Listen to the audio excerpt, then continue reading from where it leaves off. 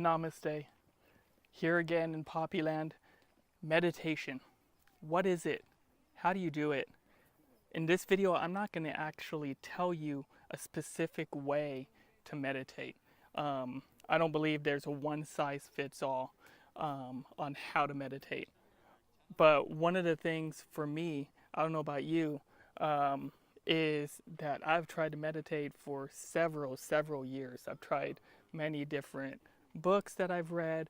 I've watched videos that try to help guide me. There's apps nowadays on Apple that try to help guide you through meditations, remind you throughout the day to meditate, and just all these amazing ways to try to help us take that step. But sometimes I think I know I fell in a trap, I don't know about you, where we can download these apps and we think that that should just create this space where we meditate and we have this inner peace, and it should be automatic because it's working for that person over there, it's working for that person over there. But we're all different and unique. And so one of the things that's helped me is I have three basic steps that I think will help you be able to find your path and find your way to be able to meditate more effectively. Step one is to let go of other people's expectations for us, or let go of thinking that meditation or finding that inner peace should be automatic, because it isn't. And one of the things that I learned in one of the temples that I visited, actually in Newport Beach, is that emptying your mind, becoming nothing, we hear all these terms floated around and we think we gotta like stop thinking. And that just becomes another thought on top of thoughts on top of thoughts on top of thoughts that just flood our mind. And if we continue that cycle of thinking that we have to become nothing, that we have to empty our mind, that's just another thought that just perpetuates that cycle. And so we have to let go of trying to meditate or trying to find that inner peace. That's what's worked for me. And when you let go and you just allow yourself to just let whatever thoughts just randomly come into your mind, and just separate yourself, separate your ego, and just let yourself be. Because what meditation is to be present in the moment, to be present in the now. And that's what's helped me, is just letting go of that. Step two is, again, there's no one size fits all on how to meditate. There's so many different ways to meditate, so many different types of meditation that you can do. You actually have to get up and take that step to go and learn, and it could be, reading that book, but don't read that book and think that that book is going to be the all, the be and end all of your search to find inner peace. Read multiple books, learn multiple perspectives. Go to YouTube and type in meditation, and it's amazing all the things that you can find. You're going to find different guided meditations. Try it all, and just allow yourself to experiment. I'm not a religious person. I don't go to church or temples or anything, but I went and I took that step to go to temples so I can actually meet people in person. I took that step to be able to ask questions, try things out. That's where I learned in Newport Beach what it really means to empty myself and to just empty myself and to become nothing. I got a lot of great wisdom there. It's because I took that step to learn. And there's so many wise sages in the past, including the Buddha. Jesus has actually said different things about emptying, becoming nothing, using language and symbols like that. And again, it could be misconstrued, but what I found is it's just be present in the moment, right? And so that's the step I took. I went to a Buddhist center in actually Lake Forest, Irvine area in Orange County, and that's where I learned chanting meditation, and it was cool, but it didn't really stick at that time as far as becoming a regular daily practice. But I heard amazing, cool stories because, again, you're there in person, you're talking to people in an organic way, and you hear their stories of their battles with autoimmune disorders like lupus and staying positive, how meditation and chanting for that guy helped him find that inner peace and find more positivity in his life, so that he was happier and he actually was able to actually be healed. He was actually literally healed, and he was one of the first people to be healed of lupus, which is, there is no cure for lupus. And he literally, I saw him standing, walking, talking, and he didn't have any disease, but he had it, and he battled it back then, but he stayed positive. He kept chanting regularly, and it was a crisis that led him to that, which is step 3. Step 3 is sometimes it takes a crisis, it takes some kind of negative situation in our lives that's bad enough to get us to think of different ways that we may be able to approach that situation, to heal that situation, and to live a better life, or, etc. And I don't know why that happens. Maybe it's human nature. We think everything is good, and it's really hard to start that regular practice. Like I said, I had a hard time just making chanting meditation a regular practice.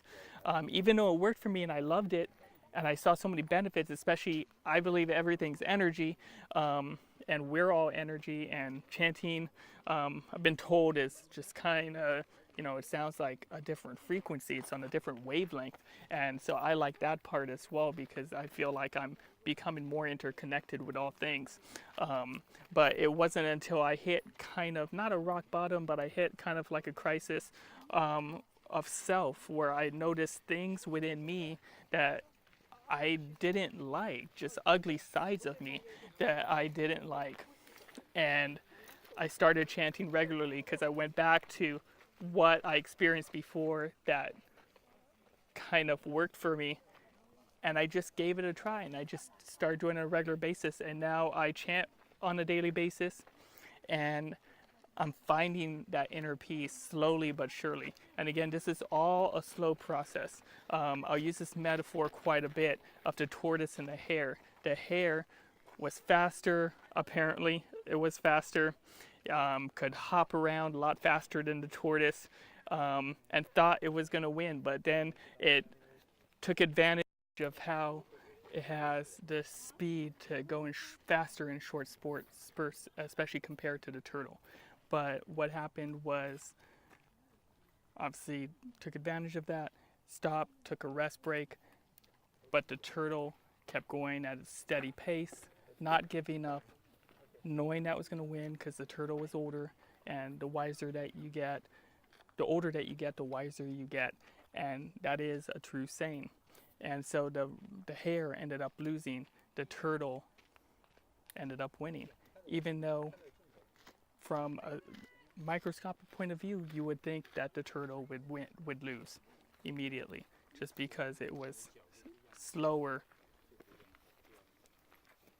by nature in the short spurts.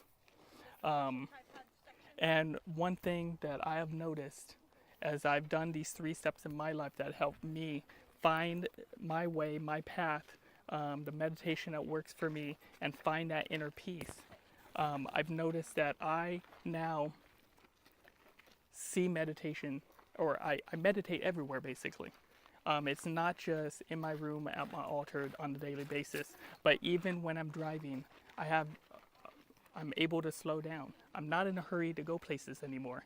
I'm not in a rush. Even on 91 freeway, if you know the 91 freeway here in Southern California, it's like hell on earth. Let me tell you, you want to get off that thing. But now I get in that traffic, I turn on the music a little bit, or I turn off the music, and I'm just silent, and I'm in my thoughts, and I'm just allowing myself to even just create things in my thoughts using Siri as my personal assistant to jot down the stuff that I want to maybe do a video on, etc. Or just as I'm walking, it's a meditation. As I'm eating, it's a meditation. Because I've always had this issue where I just eat too fast, but I'm not really enjoying my food. But now I'm even starting to slow down with that and just enjoy my food. Especially I'm cooking more, and the preparation in cooking is a meditation as I'm just taking it step by step and finding that inner peace as I'm creating this meal. And creating a meal yourself is an event, it's an experience, and you actually enjoy eating it more. And so it just, the whole chanting regularly on a daily basis has just allowed me to find that inner peace, find something that works for me. You got to find something that works for you. Again, take those 3 steps that I went over and implement in your life, and just try to do it slowly so that you can find something that works for you, so that you can find that inner peace. Because that's what it's all about, and that's where it starts, is to be in the now, to be present. Especially here in Southern California, it's so difficult, it's so hard to just slow down. We live such a fast-paced lifestyle. But when you find what works, you will have more happiness, you will have a more positive outlook in life, and you will see more success in your life, more happiness, more health, better health, more wealth, everything. Everything will just come your way. It's all law of attraction. It's the universe that just wants to provide all these things for you. And it all just starts with just slowing down, taking a deep breath. Even out here with the wildflowers, the allergy is not bothering me because I have my allergy inhaler. And I think there's lavender here, but maybe not. And it's just amazing, and it's beautiful, and it's magical. And hopefully that helps you be able to find your way. Connect with me, hit me up, let me know what you're trying. Maybe some of it could help me, because we can take little bits and pieces of things that we learn throughout our journey and be able to implement it in our own style, our own way, uniquely to us, in a beautiful way, to make our lives better. So that's what it's all about, is staying open, staying open-minded, and learning from everybody and everything and every experience that you encounter. So may you go in grace and peace today and forever, my friends. Until next time, I love you so much. And if you were here with me, I'd give you a big hug, because hugs are amazing.